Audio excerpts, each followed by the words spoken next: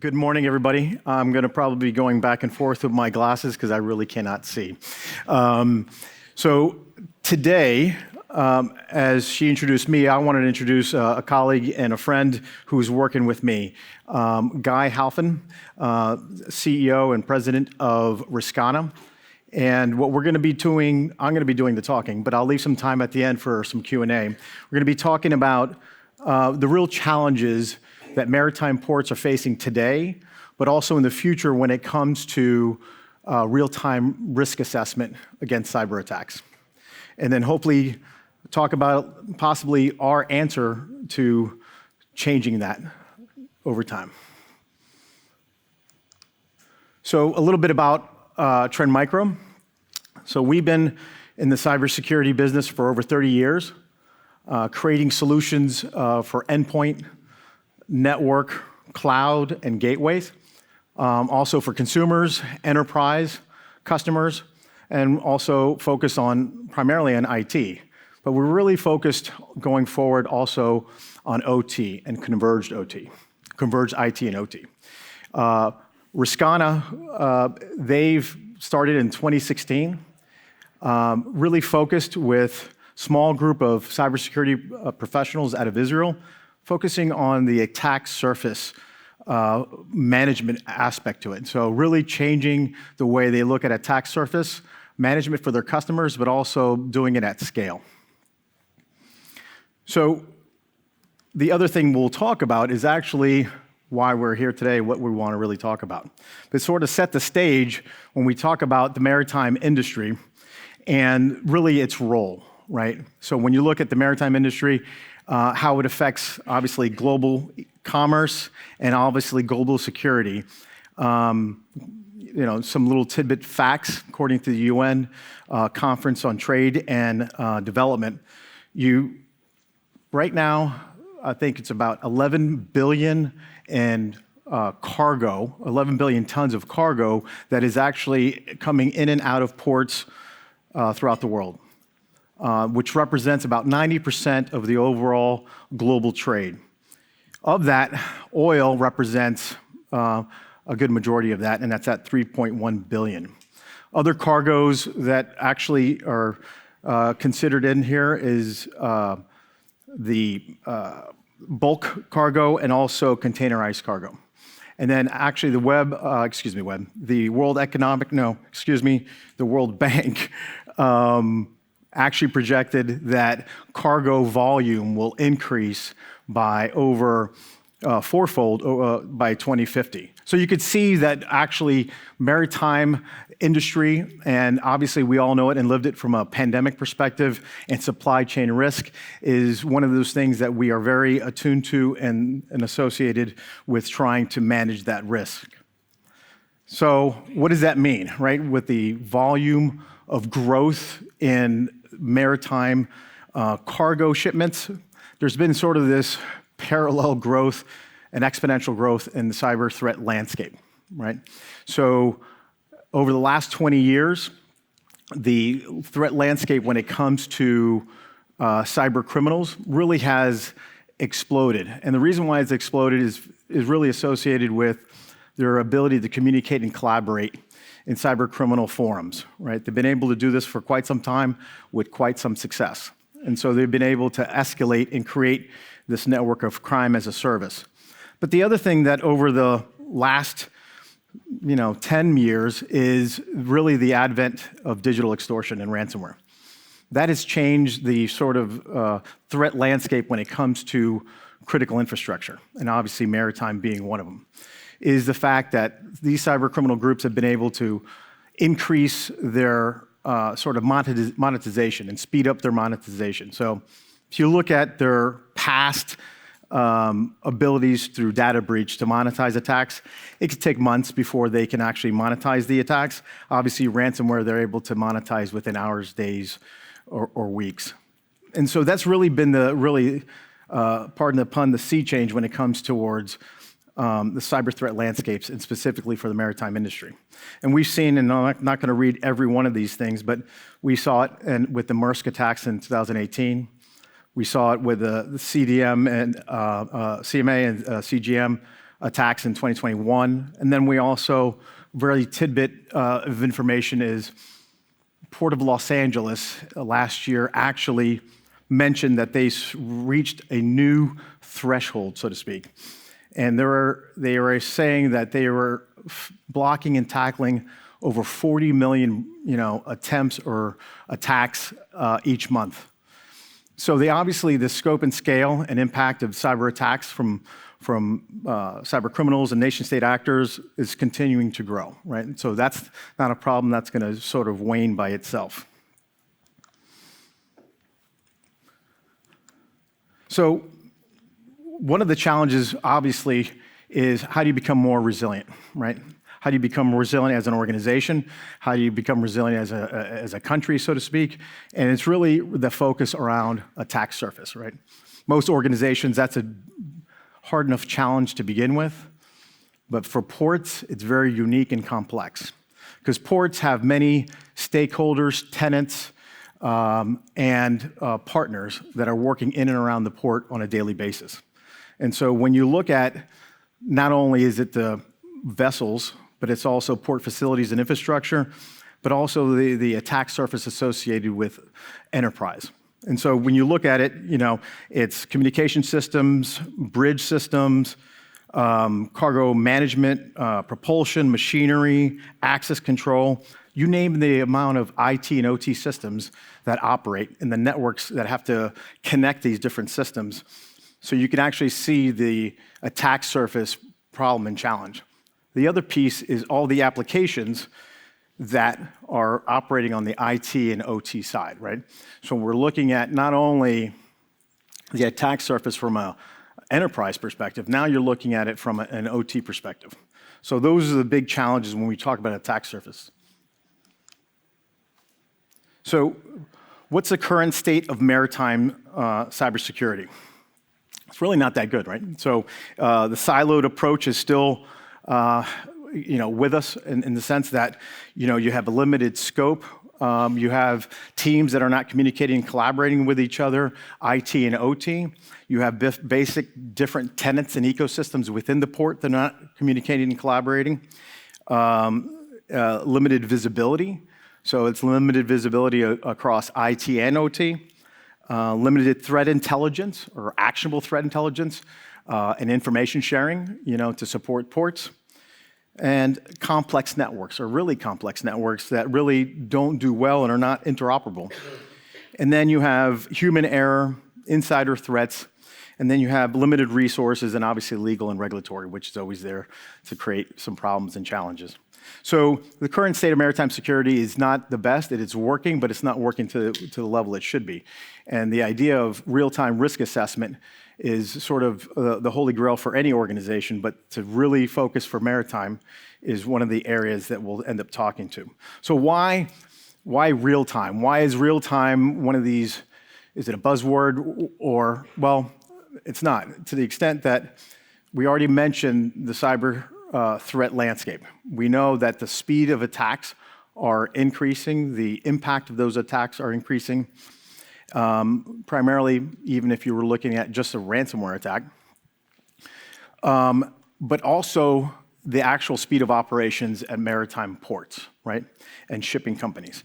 24/7, any kind of downtime creates potential financial losses.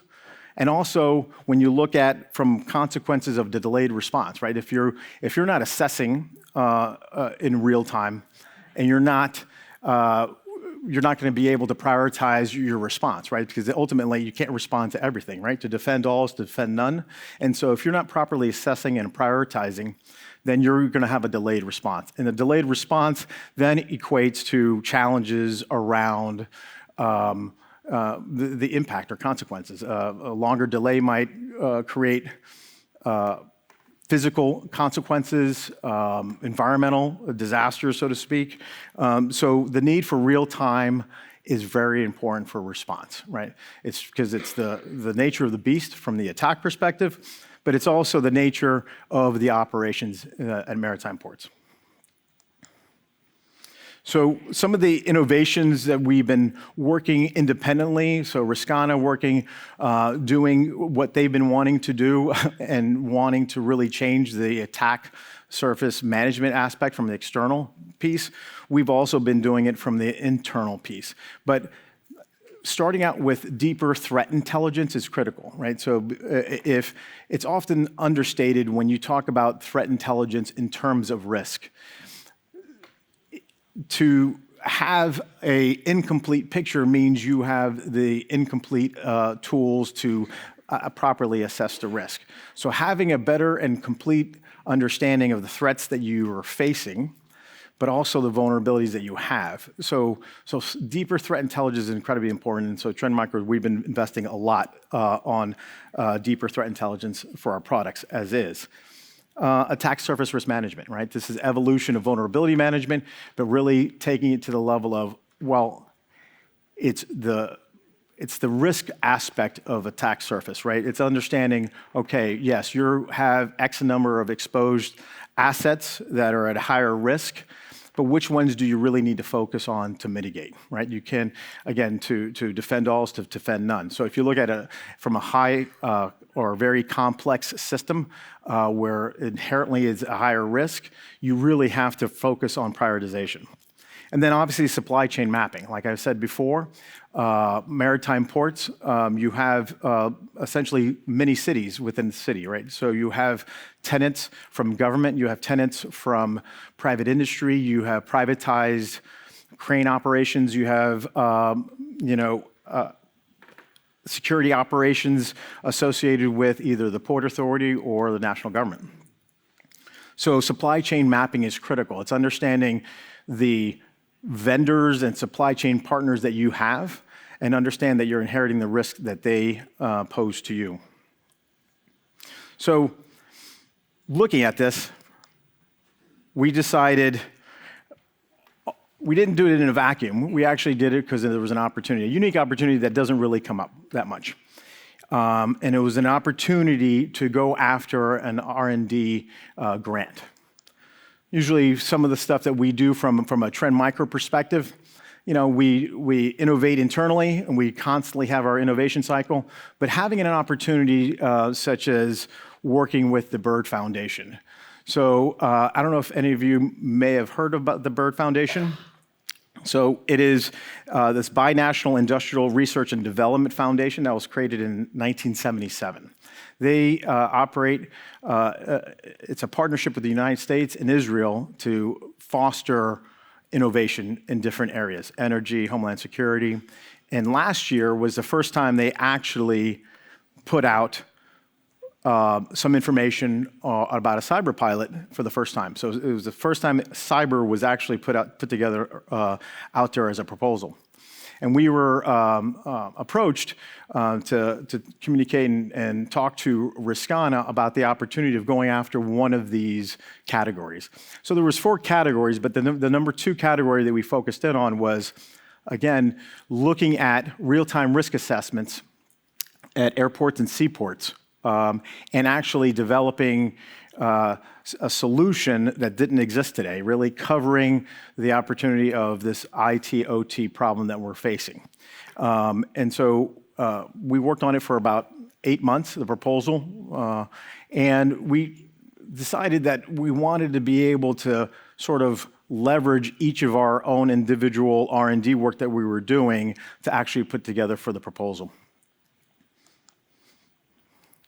So we looked at some of the work that we were already doing for our customers. We looked at the converged IT and OT problem, right? Sometimes you get the mixed responses. Some people say, converged IT, OT, is that really a thing? Does that really exist? And albeit it is not as ubiquitous as everybody's thinking, but we know that it's going to be a problem in the future. Not just for smart factories, it's smart cities, the automation that happens in this building and across organizations and within organizations, across divisions and systems. So the converged IT and OT problem, we've already been sort of working that with our customers. So we thought, okay, how do we sort of take this one step at a time and see if we can leverage some things that we know? So one of the first things we know, well, threat intelligence. We have 450 threat intelligence analysts that understand the threat side, but also the vulnerability intelligence across the globe. So how do we sort of look at and leverage what we know across the board from even supporting our IT customers or enterprise customers? So we know, well, the how too, right? I mean, it's a lot of things don't change when it comes to cyber attacks and cybersecurity, but we know the how, right? And on the corporate side of the house.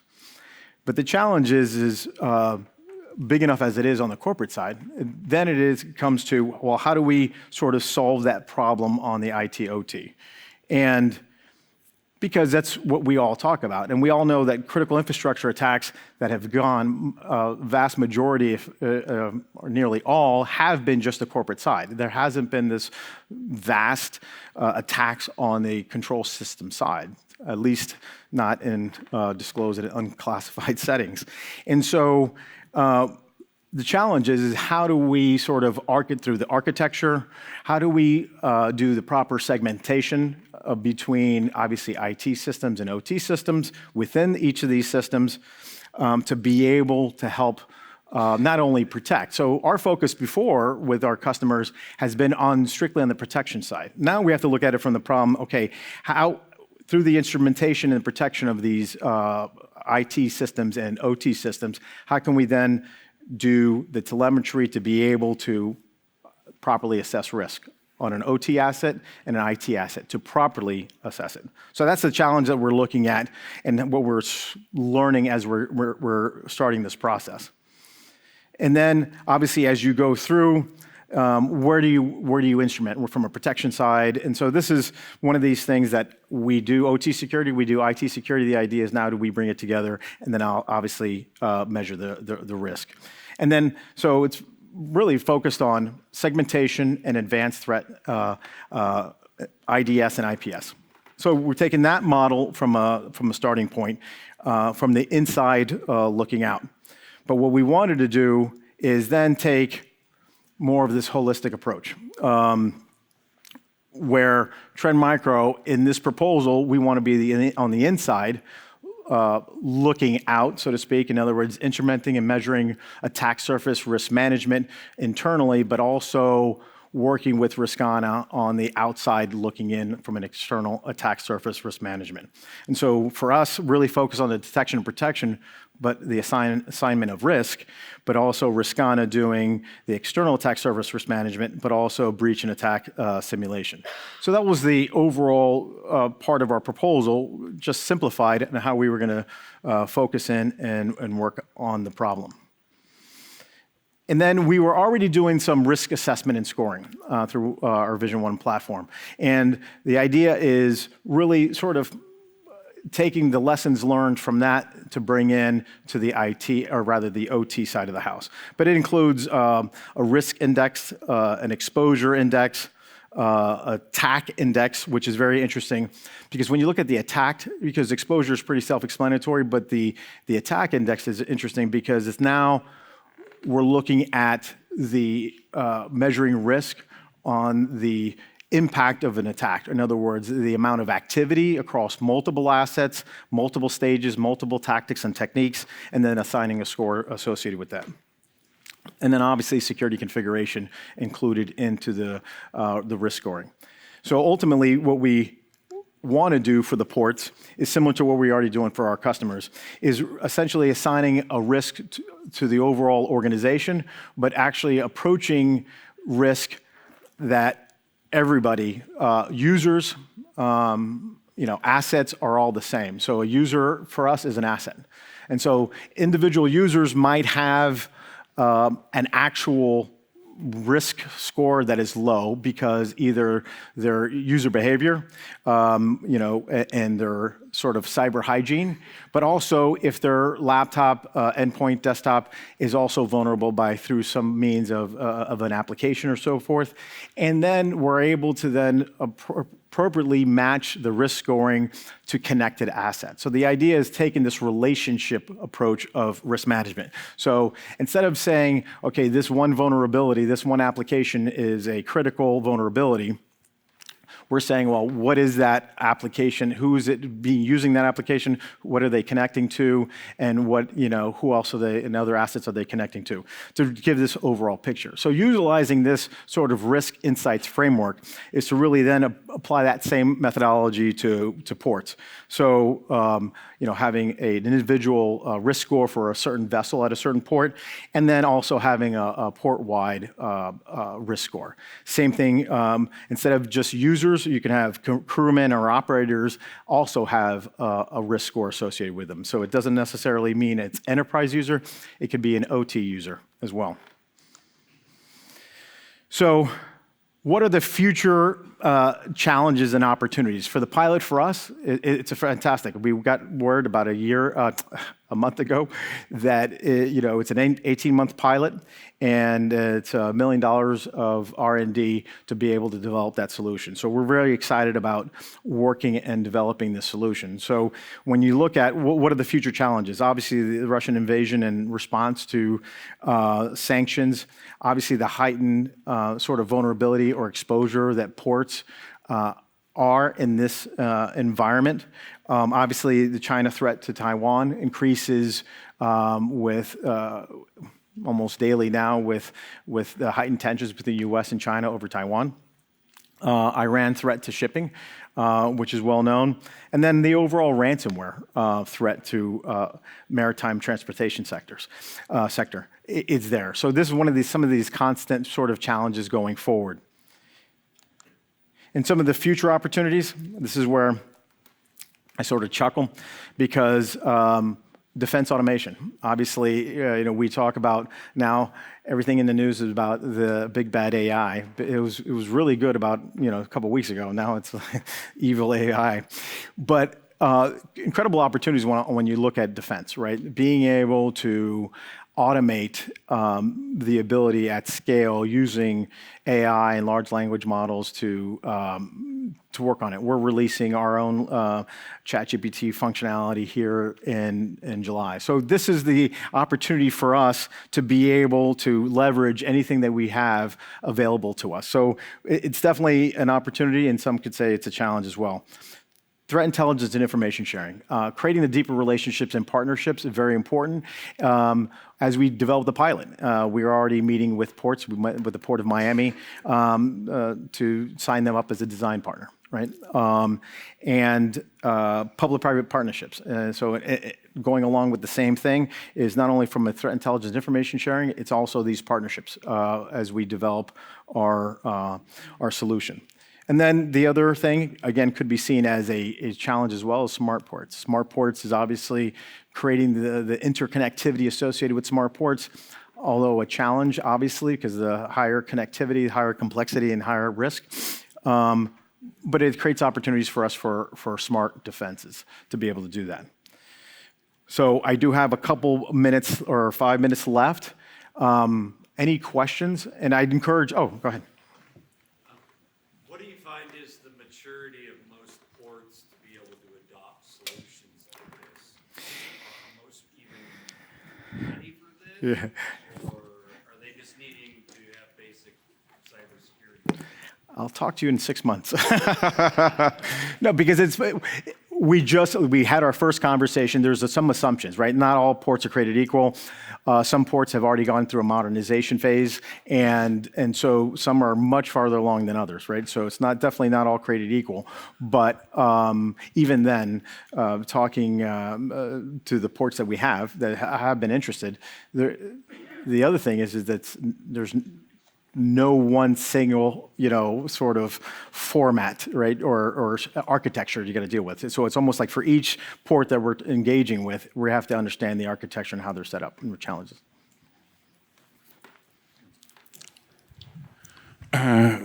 First, I wish you luck in your project. I don't know if that was it, but thank you. No, we have the Maritime Cybersecurity Center in Taltech. I have been seeing the ship pen testing and also participating in one blockchain project with Maersk. And the outcome of that is that the biggest actually threats are not outside, But all these kind of traders actually who are trading the tens of times actually the ship content in one trip, those guys actually are no, this is Shark Tank. They are trying to take the biggest chunk, and they are actually enemies of each other. That's why they are saying to you that transparency is great, but it shouldn't be applied to me. Yeah. So this is organizational problem. Technology doesn't help here. Yeah. How you plan to overcome it? Yeah, I would say carefully, right? So that's in our initial research, even for the proposal, we came up with just the culture and organizational complexities within each port. I mean, you have unions, you have a lot of stakeholders, the ports, even from, let's say, those that are willing to want to help, right? You know what I'm saying? That are like good citizens and so forth at a port.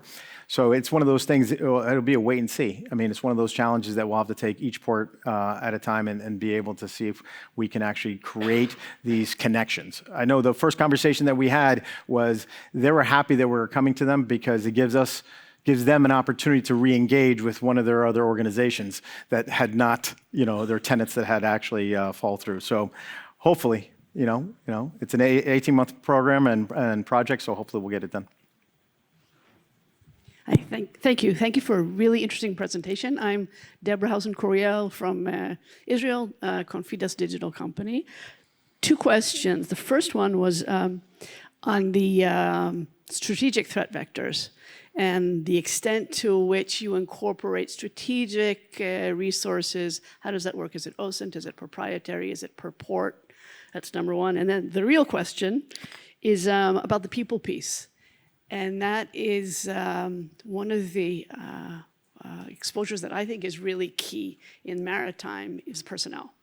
So ship employees, port employees to a lesser extent, there's a lot of overturn, not a lot of vetting of personnel. So how would you address that through your model in terms of making sure that insiders aren't a significant threat? Yes. How do you take care of that? Well, I'll take the first one.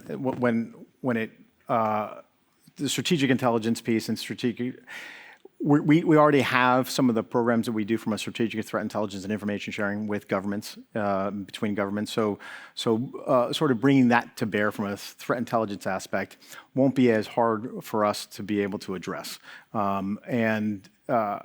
Again, it is a new sector or a new focus, let's put it that way, on that side. So I'm sure we'll find additional challenges there, from a threat intelligence.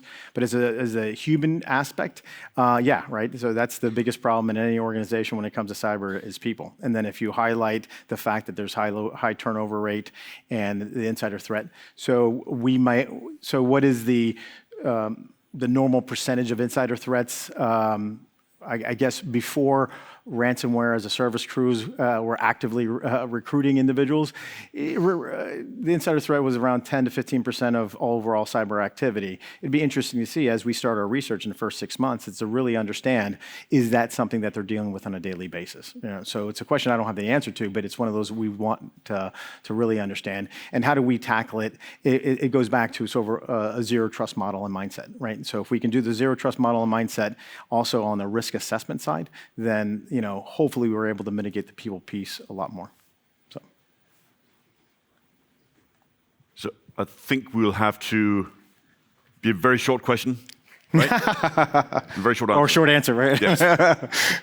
I'm not sure if that works actually. I will try it. Veronique Vollmer, BAE Systems, Threat Intelligence. So 2 days ago, we were talking about implementing AI capabilities in satellite systems for defense automation, which obviously has its unique challenges. So if you're talking about implementing it on the maritime systems now, where do you see the unique challenges as opposed to landlocked systems? Well, that's interesting. Our preliminary research, especially around the vessel piece, one was the nature of how each captain has autonomy. I'm sorry, I'll be quick. The autonomy of the ships, and the captains of the ships who have really autonomy of what is installed on any ship, right? They have the final say of that. So that's a challenge when you come at from an instrumentation perspective. But also from a threat intelligence perspective, obviously the AIS system associated with Maritime and tracking ships, globally, is one of those areas that has been a target of our research, even at Trend Micro several years ago, of being a potential target for from an integrity perspective or just bringing down. So I think from a threat intelligence aspect, if it's water or not, again, if we're waiting and seeing, we're just starting our relationships building around the threat intelligence to understand first, what are we really building a threat intelligence around ultimately, and then how do we work backwards for that? So, Thank you. So with that, let's give a round of applause to Ed Cabrera. thank you.